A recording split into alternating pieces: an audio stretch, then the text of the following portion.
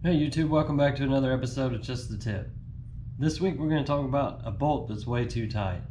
How do I get this bolt loose? It won't come loose. All I have is this wrench. I don't have any big ratchets. I don't have a breaker bar. I'm outside my apartment. What do I do? Let's say this bolt is too tight. I can't get it. My wrench keeps slipping off. I'm afraid I'm just going to hurt myself. And all I have is this little wrench. If you can't get enough leverage like this, you take another wrench that's larger. This is a size 12 millimeter.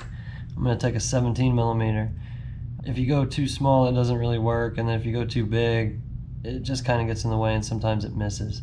And you want to hook in this wrench to this wrench like that, and it basically locks that wrench in. This way it doesn't really work. But if you look at it this way, and see, this wrench is almost too big, but it should work.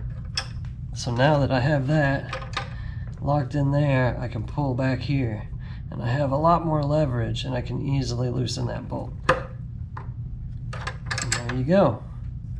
And then we can loosen it the rest of the way. You can also use it to tighten it, although I don't recommend it,